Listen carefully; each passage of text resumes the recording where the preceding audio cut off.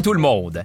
J'ai le plaisir de vous annoncer que vous écoutez présentement les pires moments de l'histoire, cette célèbre série en format balado-diffusion où vous sont racontées certaines des fables les plus démoralisantes de l'histoire humaine, puis l'objectif c'est d'être de bonne humeur en fin de compte. En tout cas, on m'a dit que ça le faisait pour un long trajet en voiture, puis est-ce qu'il paraît, il y a genre des soudeurs qui nous écoutent en travaillant. Des soudeurs qui nous écoutent en travaillant. Hey, c'est moi ça!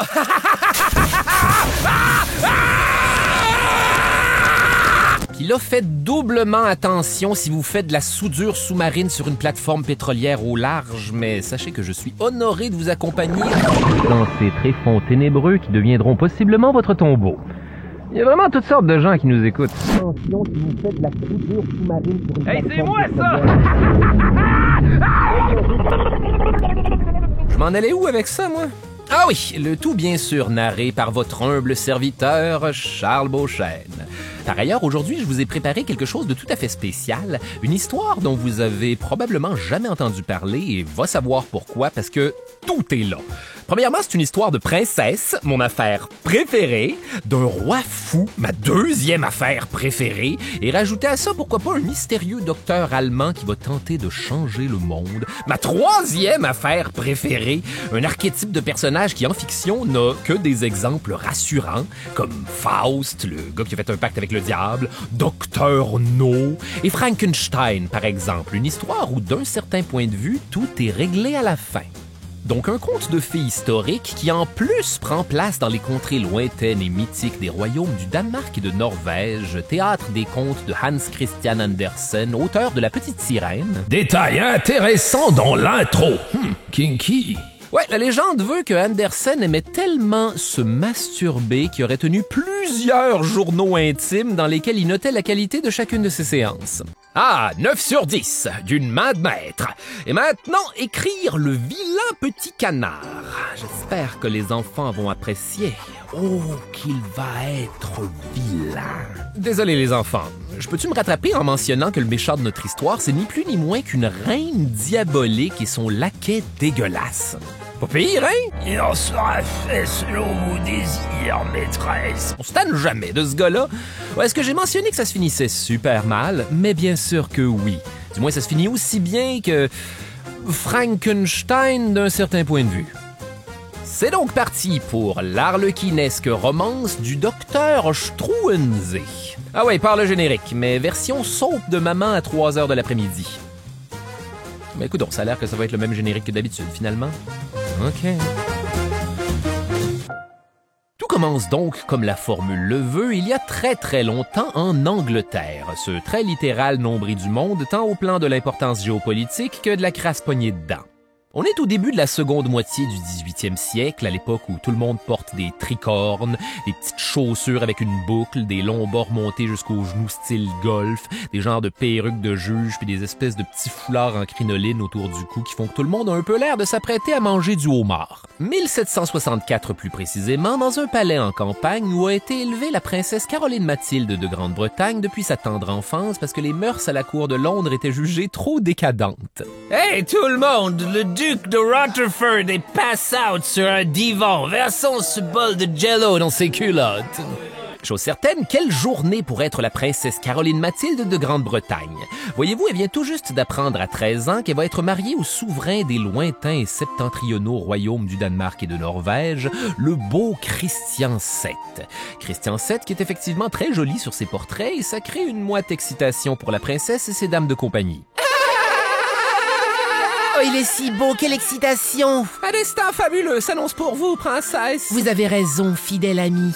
Et toi, qu'en penses-tu, Louise-Anne, ma sœur aînée, qui était initialement censée être celle qui se marie à Christian VII, mais dont on a jugé la constitution trop fragile et inapte à survivre suffisamment longtemps pour être considérée comme un bon parti? Ouf, tu sais, Caroline Mathilde, tu t'apprêtes à t'en aller pour toujours, nous ne sommes pas non plus obligés d'être des amis. Bitch! Détail mortifiant. La princesse Louise-Anne a raison d'être en crise. Effectivement, quand le représentant danois à Londres, le comte von Bottmer, était venu magasiner une épouse à son roi, il avait jugé que c'était peut-être mieux pour la postérité de prendre la plus dodue des deux princesses, faute de prendre la plus classiquement belle, qui était aussi la plus classiquement fragile. Et je suis désolé de vous apprendre qu'il avait raison, parce que Louise-Anne va mourir juste 4 ans plus tard. Et là, j'aimerais prendre le temps de vous rappeler que rien de ceci n'est mon opinion sur l'apparence physique de Caroline Mathilde. Comme preuve, voici l'épouvantable commentaire factuel de l'époque à propos d'elle. Elle est suffisamment chobée pour ne pas s'attirer la critique des autres femmes qui ne la perçoivent pas comme une menace, tout en étant perçue dans le regard des hommes comme pas mal fourrable. Aïe, aïe, aïe, aïe, aïe, aïe, aïe, je suis désolé tout le monde. Néanmoins, le mariage a lieu le 1er octobre 1766, alors que Caroline Mathilde n'a que 15 ans. Détail weird. Le mariage se déroule en Angleterre et par proxy, c'est-à-dire que le roi du Danemark et de Norvège n'est pas présent, puis c'est le frère de la princesse qui joue son rôle pendant la cérémonie. Et vous, Majesté, qui jouez évidemment ici le rôle du roi du Danemark et de Norvège, prenez-vous la princesse pour épouse en faisant semblant que c'est pas votre sœur? Oui, mais d'abord et avant tout, je souhaite déclarer que, comme tous les Danois, je pue. Édouard, un peu de sérieux, c'est mon mariage, merde! Eh oh, on s'amuse, c'est un mariage ou des funérailles? Allez, par applaudissement, la nourriture en calèche, c'est de la merde ou j'ai raison? 2 jours plus tard, la princesse quitte l'Angleterre sur un majestueux navire avec toutes ses dames de compagnie. Le peintre Robert Wilkins est même présent sur place pour faire un tableau de l'événement. Tableau qui est d'ailleurs franchement laid, soit dit en passant. Le ciel est genre jaune, puis on dirait que tout se passe dans un paquet de cigarettes. Mon guess, c'est que Robert Wilkins était le lendemain de veille sur ce gig-là. Tout ce joli petit monde vogue donc joyeusement vers le port de Rotterdam, suite à quoi ces 3 semaines de calèche... 3 semaines de ça! Jusqu'au duché de Holstein, à la frontière du mythique royaume du Danemark et de Norvège. Bon, première déception, les dames de compagnie anglaises n'ont pas le droit d'accompagner la princesse et sont instantanément renvoyées en Angleterre avant d'être remplacées par des Danoises et leur célèbre sens de l'humour. N'ayez crainte, princesse. Nous, les dames de compagnie danoises, savons nous amuser aussi. C'est vrai? Mais bien sûr que non. Venez. Je suis néanmoins heureuse de... Au Danemark, nous ne parlons pas au Et c'est ainsi que commence une nouvelle vie pour Caroline Mathilde dans ce conte de fées nordique qui est le royaume du Danemark et de Norvège. Ah oui, Contexte historique. En fait, il y a toutes sortes de raisons, outre la magie de l'amour, qui vont pousser les maisons anglaises de Hanovre, la famille de Caroline Mathilde, et danoises d'Oldenburg, celle de Christian VII, à s'unir. Premièrement, ces 2 maisons protestantes, une chicane de moins à l'horizon. Ensuite, c'était très bénéfique pour l'Angleterre géopolitiquement, parce que ça va lui permettre de renforcer son influence commerciale dans la mer Baltique, en plus d'avoir accès aux excitantes ressources locales danoises, c'est-à-dire le bois et le goudron. Bois très utile pour faire des bateaux, par exemple, et goudron qu'on peut utiliser pour, je sais pas, en pitcher dans la face de quelqu'un puis faire une bataille. En tout cas, c'était très prisé. Pendant ce temps, du côté du royaume du Danemark et de Norvège, on a besoin de ce mariage-là aussi parce que ça fait un bout que ça va pas super bien. Ça a beau être la plus vieille monarchie du monde, le pays a plein de problèmes. Ça fait plusieurs années déjà de guerres et de décisions de merde qui vont endetter le royaume comme jamais. Parallèlement à ça, la population très pauvre a récemment augmenté de 20%. Et ironiquement, il y a pas mal juste le peuple qui est danois au Danemark. La monarchie, la famille royale et son entourage sont toutes d'origine allemande. À la cour, on parle allemand et français. Génial, mais ça reste une cour d'allemand qui parle français. Vous pouvez me faire confiance qu'il y a une partie du charme qui va se perdre. Ach ja, comme il fait plaisir de s'exprimer dans la langue de Molière. Passez-moi le fromage. Mein Gott, il parle si bien la langue de l'amour. Détail intéressant. Au début, c'était une monarchie où le roi était élu, c'est-à-dire qu'on faisait signer à un enfant du couple royal un document qui stipulait quel genre de roi on s'attendait à avoir, c'est quoi les limites de ton mandat à pas franchir si tu veux continuer d'être le roi, et autant de mécanismes pour s'assurer de pas être pogné avec un roi qui déciderait de faire n'importe quoi, comme en étant fou, par exemple. Par contre, c'est pas n'importe quel crotté qui peut élire le roi. C'est une prérogative qui incombe juste à la noblesse, qui va crispement profiter de tout ça en créant une situation super incestueuse où c'est la caste noble au complet qui dirige le pays à travers un roi qui a signé un papier de procuration pour les représenter. Sauf que là, suite à toutes ces années de guerre et de décisions de merde, le peuple va commencer à en avoir plein la proverbiale danoise de la noblesse.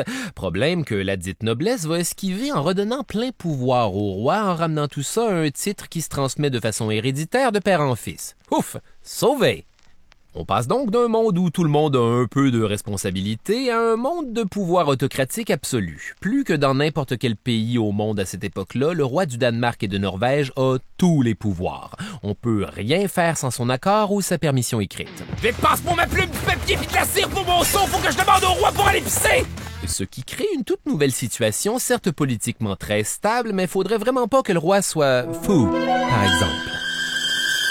De retour à la princesse Caroline Mathilde. La voilà qui débarque maintenant à Copenhague, la somptueuse capitale du Danemark avec ses belles maisons de poupées colorées qui font presque oublier à quel point la cour danoise en est une grise et ennuyeuse où il n'y a rien à faire. C'est donc parti pour une deuxième cérémonie de mariage, cette fois-ci avec le beau roi de 17 ans, Christian VII en personne, qui est d'ailleurs super charmant live. Et vous, majesté des royaumes du Danemark et de Norvège, prenez-vous la princesse pour épouse? Oui, mais d'abord et avant tout, je souhaite déclarer que, comme tous les Danois, je pue. C'est votre frère qui m'a dit de dire ça. Amusez-vous un peu, voyons, c'est un mariage ou des funérailles? Par contre, rendu au moment de partager la première danse lors du prestigieux bal plein de monde important avec des éventails full pression de performance dans le tapis organisé en l'honneur du nouveau couple royal, il va se passer un rebondissement, comme on dit. Caroline Mathilde, reine du Danemark et de Norvège, me feriez-vous l'insigne honneur de cette danse? Oh, Christian, tous les yeux sont rivés sur nous. J'en rêve. Mais d'abord, ma chérie... Attention tout le monde, j'aimerais faire un toast! Que celui qui a envie de danser avec mon épouse vienne le faire! Elle est disposée, je vous la loue! Pardon? C'est une blague, espèce de prostituée! Et maintenant, tout le monde, soyez avisés que dans 10 secondes précisément, je vais commencer à me masturber brutalement à l'endroit où je suis. Bienvenue dans ta nouvelle vie, chérie! Le roi est fou. Le roi est big time fou. Il y en a qui disent qu'il est schizophrène, il y en a qui disent qu'il a été traumatisé quand c'était un enfant. Détail dark. Quand il était petit, Christian VII était passablement moins fou. On le décrit même comme un enfant énergique, vif d'esprit, avec un talent pour les langues, mais c'est aussi pile à cette époque-là qu'on l'aurait mis entre les mains d'un professeur crackpot qui le battait avec un fouet, doublé du fait qu'il est épileptique, triplé du fait que sa mère est morte, quadruplé du fait que son père s'est remarié avec une autre reine méchante qui préfère son propre enfant et qui se calisse de lui, ce qui va pousser le père à préférer l'enfant qu'il a eu avec elle et complètement abandonner Christian VII. Le cocktail de toutes ces choses aurait eu comme effet de supprimer les capacités empathiques de Christian VII. Mais vous enfargez pas trop dans votre empathie, le roi est fou. Je sais que c'est pas un mot qu'on devrait utiliser, vous allez devoir me faire confiance que le roi est inventeur du segway fou. Dans les documents les plus polis à son égard, on le décrit comme profondément instable. Puis ça, c'est juste la version polie pour les touristes. Au quotidien, Christian VII est une tornade de situations imprévisibles qui, dans le meilleur des cas, imite tout le monde en faisant «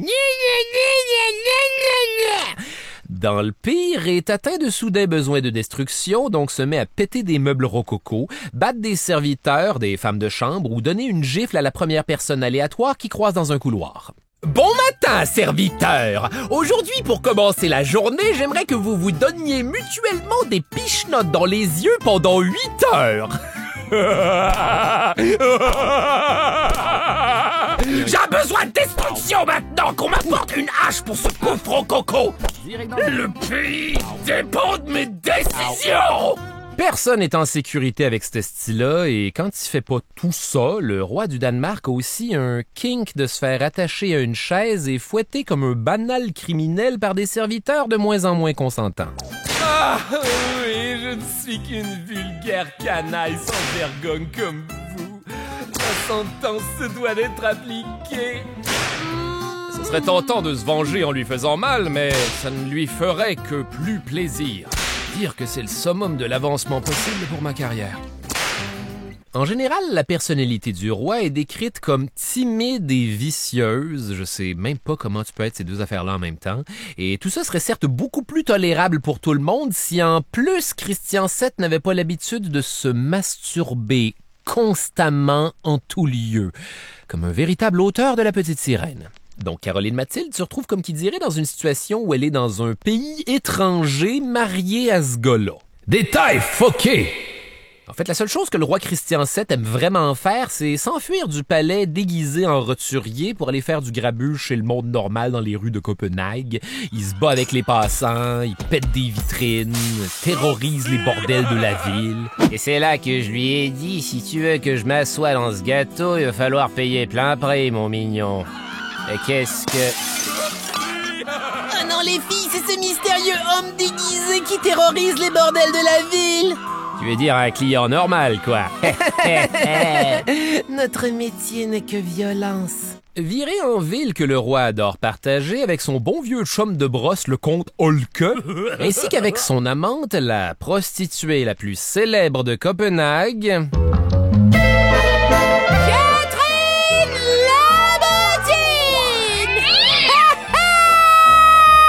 Aïe, aïe, aïe. Catherine la Bottine. Ouais, elle, le roi l'aime vraiment beaucoup. Puis, je sais pas s'il y a des fans de comic book dans la salle, mais Catherine la Bottine, c'est un peu la Harley Quinn à son Joker. Et pour ceux qui n'auraient pas le référent, préparez-vous à beaucoup de clownerie. La vérité, c'est que c'est surtout une fille un peu rochonne, qui aime ça saouler puis crier, et ça détend Christian VII parce que ça lui donne le droit d'être fucking n'importe quoi lui aussi. Résultat, il l'amène souvent à la cour du Danemark, et la pauvre, ce n'est tout simplement pas le bon public.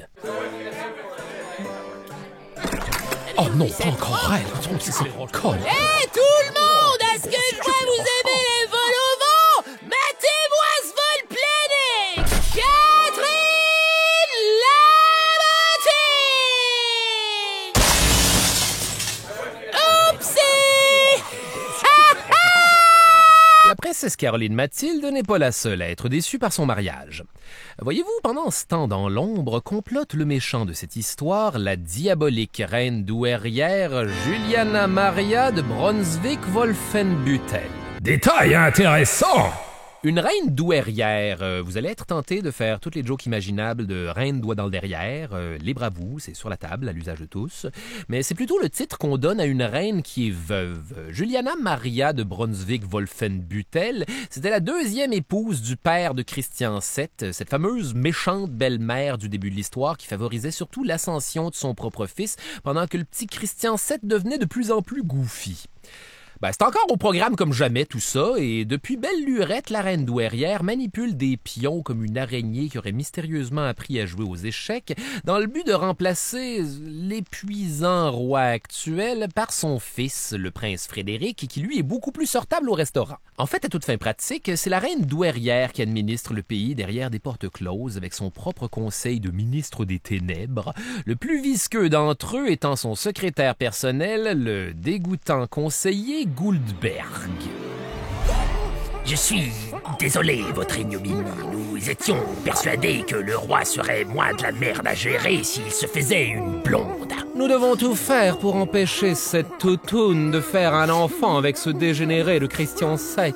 Il est hors de question de priver mon petit ange Frédéric de son droit divin. Mais vas-y doucement avec ces mignardises, mon chou. Directement sur mes chaussures. Bien joué, mon prince. Et malheureusement pour eux, semblerait qu'à un moment donné, entre deux crises, Christian VII et Caroline Mathilde vont réussir à faire un enfant. Caroline Mathilde, ma chérie, il faut absolument que vous m'écoutiez. Oh, Christian, vous êtes... Oui, Caroline, il semblerait que je sois momentanément sain d'esprit. Il faut absolument que nous ayons des relations sexuelles au plus vite pour assurer la pérennité du royaume. Je me déshabille, c'est en mon roi. Dépêchez-vous, Caroline. Je ne sais pas combien de temps encore je vais pouvoir tenir. Et c'est ainsi que naît le nouveau prince héritier du Danemark et de Norvège, et juste pour tourner le fer dans le plaie pour la reine douairière, ils vont l'appeler Frédéric comme son fils. Ouï, ouï, ouï, ouï, ouï, ouï, ouï. Je suis désolé, votre ignominie. C'est insupportable, Goldberg. Comment ont-ils osé pervertir ainsi le nom de mon petit ange? Enfin, chouchou, cesse de boire ce parfum. Ah, une autre paire de chaussures neuves à la poubelle. Merci, mon prince. Et la bonne nouvelle, c'est qu'une fois que ça c'est fait, tout le monde a techniquement accompli son devoir royal, héritier mâle conçu, puis personne n'est obligé de fourrer, tout le monde peut vivre sa vie. Et pour Christian VII, ça signifie qu'il peut recommencer à passer du temps avec le comte Holke. Et bien sûr...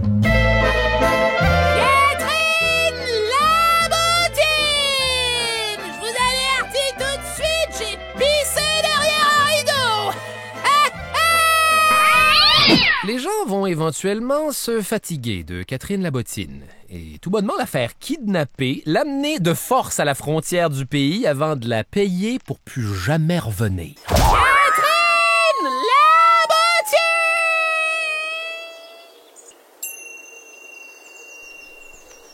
Hey, c'est pas des farces, ça fait 250 ans puis on dirait que moi-même je suis soulagé.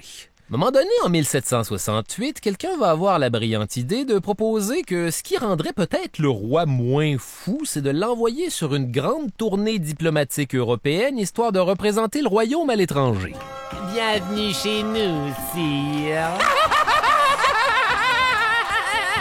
Allez cacher la vaisselle et les sofas qui ont l'air les plus sexuellement désirables. En tout cas, c'est certain que si des gens décidaient de venir au Danemark après cette première impression-là, ils ne peuvent être qu'agréablement surpris.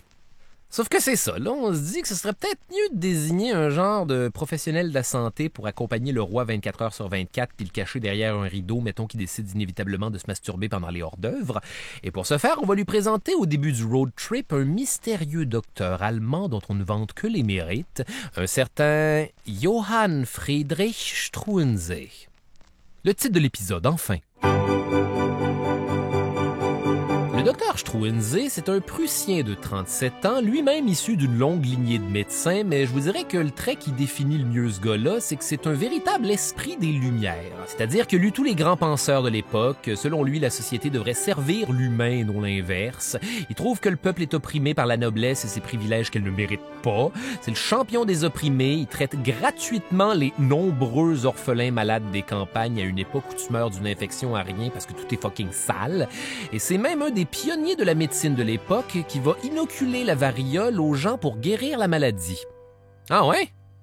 Détail intéressant! Oui, il y avait des genres de vaccins au 18e siècle, avec des espèces de grosses seringues en métal pour injecter des dindes à l'action de grâce. D'ailleurs, l'idée de se faire inoculer une maladie mortelle pour pas mourir de la même maladie n'est pas un concept populaire à une époque où, pourtant, on se maquille en se mettant de la poudre de plomb direct sur la face. Struensee va sauver pas mal de monde en les inoculant comme ça, mais il va assurément en tuer une couple aussi, parce qu'au 18e siècle, les dosages, c'est n'importe quoi. Alors, ma bonne dame, et si on essayait un dosage de 2000 litres avec vous?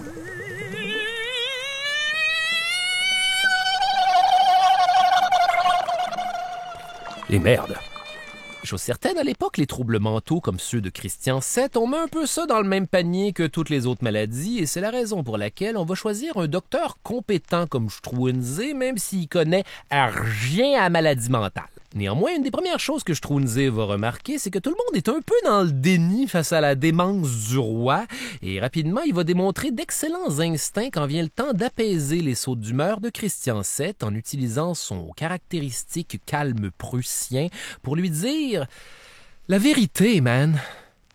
Et maintenant, tout le monde, je vais me masturber dans les hors-d'œuvre! Excellent choix, sire! Et vous, Struensee, qu'en pensez-vous? J'en pense, Majesté, que ce serait complètement whack.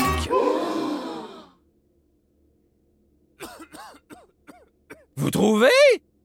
Est-ce que tout ce temps, j'aurais eu un mauvais baromètre social? Continuez, tout le monde, je vais aller réfléchir à tout ça en me masturbant dans ma portion des hors-d'œuvre. Dieu merci, ça fonctionne et c'est parti pour un road trip de 1 an à travers l'Europe. Ils vont aller en Allemagne, aux Pays-Bas, en Angleterre, où on leur a fait venir plein de prostituées pour l'occasion. Ben, coudonc, les Anglais qui l'eût cru. Ensuite, ils vont aller royalement s'emmerder à la cour de Louis XVI.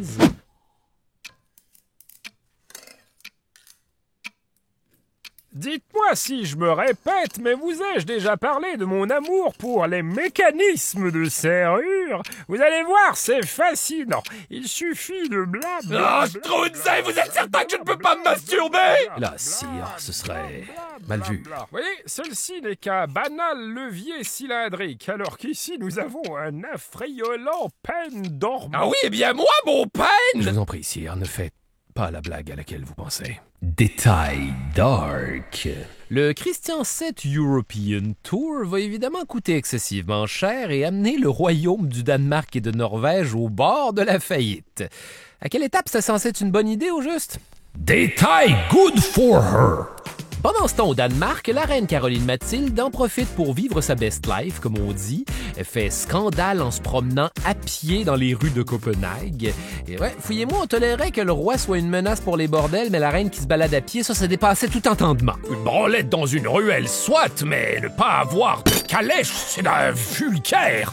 Mais heureusement, la reine, elle, s'en fout comme jamais. Elle est libre, elle a repris sa vie en main. Elle se permet même de passer plusieurs moments très Sex and the City avec ses nouvelles chums de filles, dont Christine Sophie von Geiler. Je ne peux toujours pas croire que c'est la première fois que nous venons bruncher ici. La psychorigide Anna-Sophie Bulot. Quelqu'un veut partager un dessert, je me sentirais moins coupable. Et même cette pain-bêche d'Amalie-Sophie Holstein. Moi, le seul dessert dont j'ai besoin, c'est les mollets du comte Holke dans ses chaussettes de soie. Matez-moi ça à 13h, les filles.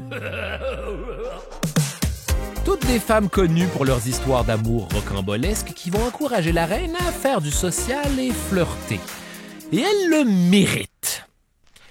Éventuellement, en 1769, le roi et Struensee reviennent de voyage. Mis à part la possible faillite du royaume, l'opération est un succès. Tout le monde à l'étranger semble avoir trouvé que le roi est un humain normal, en standard de royauté très incestueuse de l'époque, et Struensee va être invité à rester à la cour pour faire office de médecin personnel royal. Puis mettons qu'il va en avoir des affaires. Détail de santé mentale non négligeable. Plus que quiconque, Struensee va en apprendre sur la véritable étendue de la folie du roi. Et laissez-moi vous dire que Christian VII porte bien son nom. Ils ont l'air d'être effectivement 7 Christians là-dedans. Premièrement, un de ses délires les plus récurrents, c'est qu'il n'est pas vraiment le roi, mais bien un paysan échangé à la naissance le temps que le véritable roi revienne d'être parti en vacances toute sa vie. Christian VII est persuadé qu'il tue entre 6 et 7 personnes par soir et qu'on lui donne de l'opium pour lui faire oublier. Là, fouillez-moi, le roi trouve le moyen de s'imaginer encore pire qu'il ne l'est vraiment. Ou encore, Christian croit qu'il est constamment entouré de changeurs de forme infiltrés dans son entourage. Le roi les appelle simplement ceux-là et les pointe constamment à Struensee quand il les aperçoit dans une foule. Là là. Il y en a un ici, Struensee, derrière les crocs en bouche, regardez! Et un autre ici qui vient de prendre la forme d'un homme qui roche à ne pas regarder dans le décolleté des dames. Joli nibar, madame. Je veux dire, soirée! Vous savez, Majesté, je crois que, malheureusement, ce sont des gens tout à fait normaux. Nice toton, madame. Je veux dire... Oh, enfin, reprends-toi, mon vieux! La théorie de Struensee, c'est que les masturbations compulsives du roi, entre autres foleries, c'est quelque chose que Christian VII fait quand il n'a pas envie d'être roi. Régner lui demande des efforts considérables qu'il est incapable de fournir, il est constamment malheureux de son état et résultat, il est incapable de supporter quand les gens autour de lui sont heureux. Struensee va même pousser le bouchon jusqu'à déclarer que le problème principal de Christian VII, c'est d'être une des rares personnes dans le monde à être moralement aveugle. Bon, qu'est-ce qu'on fait avec ça à cette heure? Struensee va essayer d'intéresser le roi à ses responsabilités en s'asseyant avec lui pour faire toute sa paperasse royale puis lui montrer que tout ça, c'est pas si compliqué même s'il comprend rien. C'est vraiment ma relation avec mon comptable que je suis en train de décrire là. Détail des lumières. Struensee va d'ailleurs en profiter pour passer au roi quelques-uns de ses scandaleux idéaux des Lumières par la bande et ensemble, ils vont contribuer à améliorer les conditions de travail des paysans et même à construire des silos à grains pour prévenir les famines qui sont constantes chez le petit peuple. Go, siècle des Lumières! Et c'est ainsi que Christian VII va retrouver le goût d'être roi. Pendant une très courte période de temps, après quoi il va inévitablement se tanner et laisser Struensee tout faire tout seul pendant qu'il fait littéralement tout sauf ça. Un peu comme moi avec mon comptable finalement.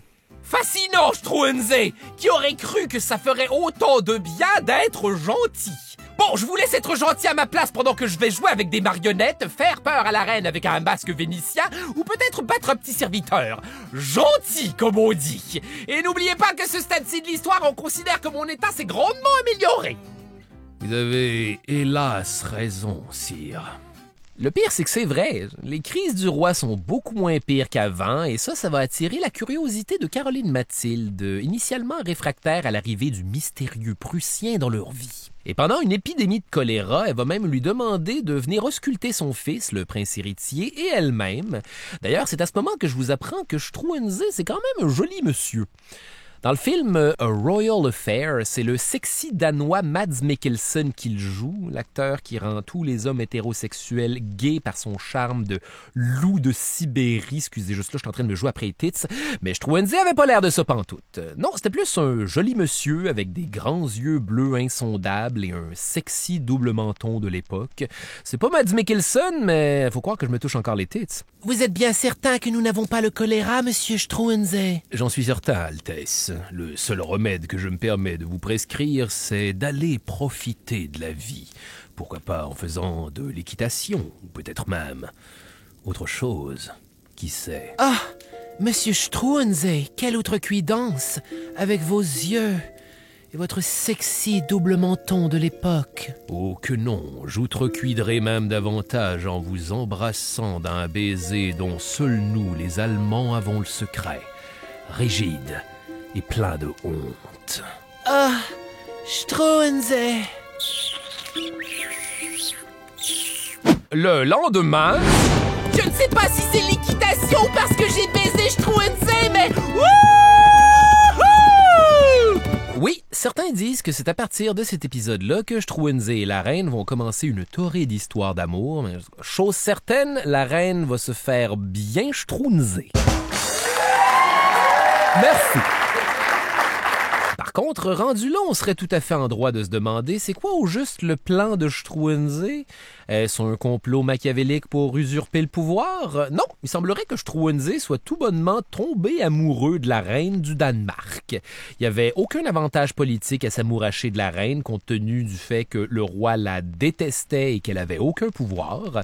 Par contre, Struensee aime bien avoir l'opportunité de façonner une société qui trouve beaucoup trop injuste selon ses idéaux des Lumières. Dans l'année qui va suivre, il va de plus en plus isoler Christian VII de ses responsabilités en demandant à son bon vieux chum Enevold Brandt de remplacer le comte Holke. À titre de meilleur ami du roi, c'est-à-dire jouer aux cartes avec lui entre deux plans de cabochon, histoire de le garder diverti coûte que coûte. Venez, Brandt, mettons ces masques vénitiens et fouettons-nous comme de vulgaires criminels. C'est chargé. Pendant ce temps, Struensee va grandement se faciliter la vie à faire la job du roi à sa place en lui demandant constamment de signer de plus en plus de décrets qui octroient au docteur de plus en plus de pouvoir. Il va passer comme ça de membre honoraire du Conseil d'État à maître des requêtes, c'est-à-dire le gars qui passe la journée à écouter tout ce que tout le monde veut demander au roi, construire des ponts, assécher des marais, je sais pas moi, réguler le prix des Danoises. Et ensuite, Struensee va tout simplement demander au roi de dissoudre le Conseil d'État, c'est-à-dire celui de la reine douairière Juliana Maria de Brunswick-Wolfenbüttel, qui est effectivement un Wolfenbüttel de tabarnak d'apprendre ça. Il mériterait bien une pomme empoisonnée dans le douairière, ce con. Moi aussi, je suis capable d'être scabreuse. Puis éventuellement, en 1771, le roi va juste signer un papier qui dit grosso modo « À partir d'aujourd'hui, faites comme si tout ce que Struensee dit, c'était moi qui l'avais dit, et de grâce, laissez-moi fouetter Brandt pendant qu'il a les yeux bandés et que je suis moi-même bandé. Signé, le roi. » Et ainsi commence une très étrange période dans l'histoire danoise où, à toute fin pratique, c'est le docteur qui couche avec la reine qui est le chef d'État, une période qu'on va appeler le temps de Struensee. De leur côté, Caroline Mathilde et le beau docteur continuent à se Struenser comme des lapins. Officiellement, leur romance est un secret, mais pas tant en fait. Un jour, la princesse de Galles et mère de Caroline Mathilde va venir lui rendre visite en personne parce que elle-même a entendu les rumeurs en Angleterre à une époque où il y a moins d'internet que jamais. Elle va donc venir s'entretenir avec sa fille lors d'un tête-à-tête à 3 personnes parce que Struensee est juste à côté. Caroline Mathilde, vous me voyez heureuse de vous voir, ma fille. Il faut absolument que je vous mette en garde contre... Est-ce qu'on peut vous aider, monsieur Struensee? Mais enfin, mère, je n'entretiens pas une aventure torride depuis possiblement 1770 avec cet homme! Quoi? Vous voulez dire 1769, ma reine? Quoi? Je n'aurais jamais dû venir ici. Et si vous croyez que ça devenait pas plus délicieusement scandaleux, c'est aussi pendant le temps de Struensee que Caroline Mathilde va avoir un subtil 2e enfant de son mari avec qui elle couche jamais, mais qui ressemble tellement à Struensee que tout le monde va l'appeler la petite Struensee. Aïe, aïe, aïe, aïe, aïe, croustillant! C'est la princesse Louise Augusta et personne ne va pouvoir rien dire parce que le roi va la légitimer comme son enfant, pas de problème, tant qu'on le laisse continuer à jouer à 52 ramasses déguisés en souris avec Brandt. Détail étrangement sain. D'ailleurs, à ce stade-ci des temps de Struensee, le roi, la reine et le beau docteur forment maintenant un genre de trouble dysfonctionnellement fonctionnel où tout le monde a exactement ce qu'il veut. Struensee règne sur le pays avec sa sensibilité des Lumières, en compagnie de la reine Caroline Mathilde qui est plus sexuellement éveillée que jamais et se permet même de faire de l'équitation avec des pantalons.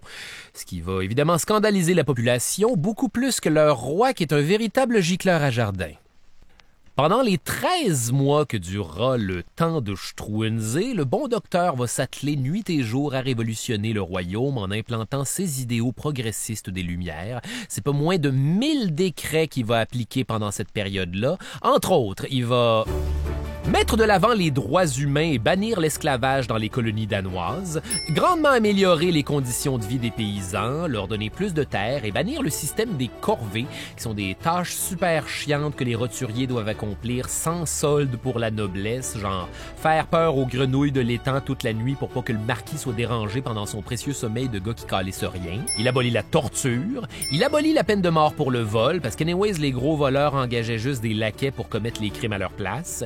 Il fait baisser le salaire des officiers de la cour, supprimer plein de postes inutiles occupés par des nobles à la recherche d'une excuse pour se pogner le cul, criminaliser les pots de vin, il fait allumer des lanternes dans les rues de Copenhague pour plus que les gens se fassent agresser, genre par le roi, il fait construire des maisons d'abandon, l'ancêtre de l'orphelinat mais avec un nom encore plus crève-cœur. Vois-tu, celle-là, je pense qu'il fallait être au 18e siècle pour l'apprécier convenablement. Et bien sûr, la pièce de résistance, il va instaurer d'un coup la liberté d'expression et la liberté de presse. Les gens ont maintenant le droit, pour la première fois dans l'histoire européenne, de dire ce qu'ils pensent. Merveilleux. Détail ironique. Autant le peuple que les nobles vont être en tabarnak contre Struensee parce qu'on juge qu'il respecte pas assez les traditions danoises avec sa folklorique oppression du peuple et sa dépression saisonnière à l'année. Voyez-vous, la plupart du monde n'ont pas la moindre idée que Christian VII est fou. Et de façon générale, dans l'opinion publique, on trouve que Struensee manque de respect au roi en le mettant de côté. Et c'est là que ça devient très très drôle parce que une des premières affaires qu'on va faire avec la toute nouvelle liberté de la presse décrétée par Struensee, c'est publier des pamphlets anti-Struensee. Détail dark. Mais n'ayez crainte, bonnes gens, la tyrannique reine douairière Juliana Maria de Brunswick-Wolfenbüttel est déjà sur le cas de faire revenir tout le monde à une société beaucoup plus obscurantiste. Effectivement, en janvier 1772, elle va élaborer un plan diabolique pour reprendre le royaume du Danemark et de Norvège des mains de l'insolent Prussien.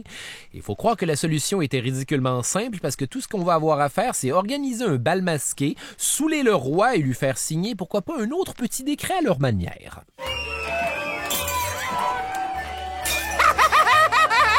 Des masques et de l'alcool! Pardonnez-moi de vous interrompre, sire, mais j'ai ici un document qu'il faut absolument que vous signiez. Conseiller Guldberg? Qu'est-ce que c'est, un autre décret de Struensee?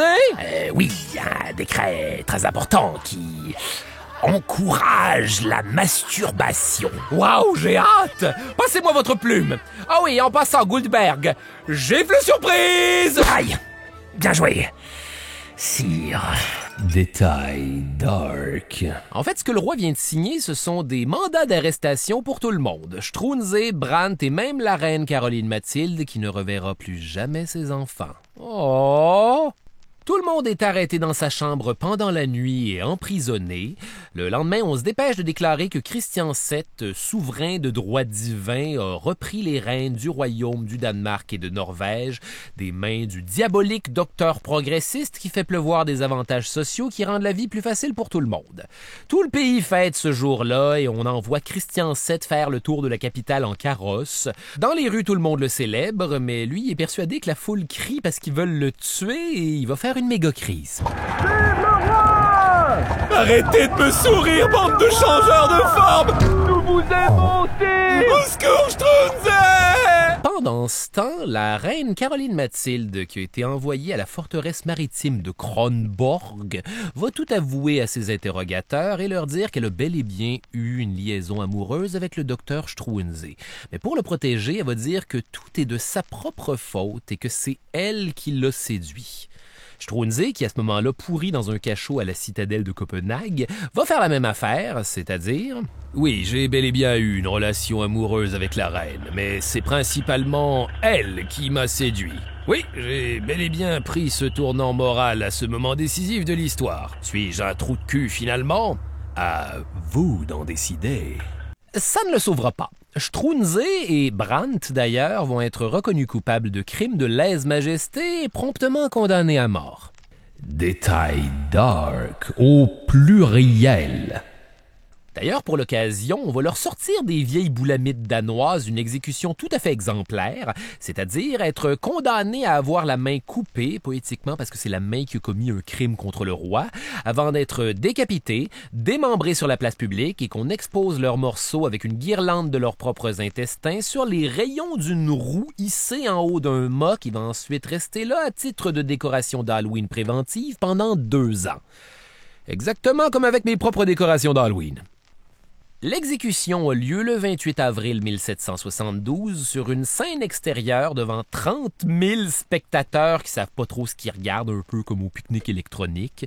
Au début, Brandt est super relax parce qu'il pense que le roi va venir les sauver, mais non! Le roi est retenu enfermé dans sa chambre par les serviteurs de la méchante reine douairière, et quand Brandt va se rendre compte qu'on va bel et bien l'exécuter, il va se mettre à solidement bad tripper. On va entièrement le déshabiller et ses derniers instants ne vont être que terreur absolue, tout nu devant tout le monde. Mais pourquoi je suis tout nu? Il n'y a aucune valeur ajoutée, ça fait juste me terrifier encore plus! De son côté, Struensee est plus résigné. Ah! Bien le bonjour, docteur Struensee. Je serai votre bourreau aujourd'hui. Vous allez vous dire que je n'ai plus toute ma jeunesse, mais vous allez voir que j'en ai encore dedans. Faites ce que vous avez à faire, bourreau. Je suis résigné. Finissons-en plus vite. Je n'ai jamais dit non plus que j'étais un bon bourreau. Des fois, c'est long. Effectivement, quand on va couper la main à Struensee, il va tellement capoter que le bourreau va devoir s'y reprendre 3 fois pour réussir à lui couper la tête. Et hop! Si ça ne vous dérange pas trop, je crois que je vais convulser quelques instants. Oh là là, cessez de gigoter comme ça, j'ai de vieux yeux, vous savez. Bon, je me lance. Non, je vous avais pourtant prévenu, je ne suis pas un bon bourreau. Allez, avec un peu de chance, le prochain coup sera le bon. Croisez les doigts de la main qui vous reste et c'est reparti. Jamais 203, comme on dit. Et hop! Détail intéressant. La hache existe encore, elle est dans un musée à Copenhague et à ce qui paraît, on peut encore y observer des bouts chippés de la fois où on a vraiment essayé fort d'exécuter Struensee. Le Danemark, aujourd'hui l'endroit où l'indice de bonheur par habitant est le plus élevé au monde. De son côté, vous serez rassuré d'apprendre que la reine Caroline Mathilde n'a pas été exécutée. Son frère Georges III, qui est rendu le roi d'Angleterre, va envoyer une flotte de navires en menaçant de tout bonnement détruire Copenhague si elle n'était pas libérée. On va donc rapidement annuler le mariage de Caroline avec le roi et effectivement la libérer, entre guillemets, c'est-à-dire l'enfermer dans un ronflant château en Allemagne duquel elle peut jamais sortir et dans lequel elle va justement mourir 4 ans plus tard de la scarlatine. Elle avait 23 ans. En fait, le seul qui va survivre à toutes ces foleries, c'est Christian VII qu'on va utiliser comme marionnette enfermée dans sa chambre pour annuler tous les décrets progressistes de Struensee. Il va vivre un autre 36 ans comme ça, hanté par la culpabilité et la démence. Fin! Le fin mot de l'histoire avec un grand H. Donc, qu'est-ce qui a tiré de tout ça, vous allez me demander? Je sais-tu, moi je trouvais juste que c'était une bonne histoire puis je voulais vous la raconter. En fait, si on voulait vraiment apprendre quelque chose, on pourrait se poser des questions sur ce qui n'a pas fonctionné dans le plan de Struensee.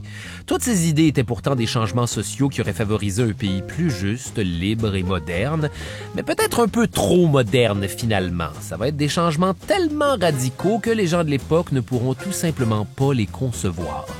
Malheureusement, il reste encore un petit 20 ans avant la Révolution française et qu'on donne une proverbiale deuxième swing pour se débarrasser de la noblesse au pouvoir.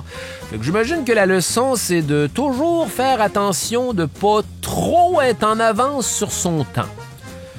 Mon Dieu, tout ça pour cette conclusion de chiotte? Faut croire que oui. Je m'appelle Charles Beauchesne et le cauchemar se poursuit dans un prochain épisode. Les pires moments de l'histoire avec Charles Beauchesne est une idée originale de Charles Beauchesne, toi chose. Au texte et à la recherche, Charles Beauchesne, Anne-Hélène Prévost et François de Grandpré. À la réalisation, Barbara Judith Caron. Au montage, Alexandre Sarkis. Au son, le studio La Chope. À la coordination, Clément Turpin. À la production, Rosalie Granger. Producteur exécutif, Raphaël Huysmans et Philippe Lamarre. Les pires moments de l'histoire avec Charles Beauchesne est une production d'Urbania.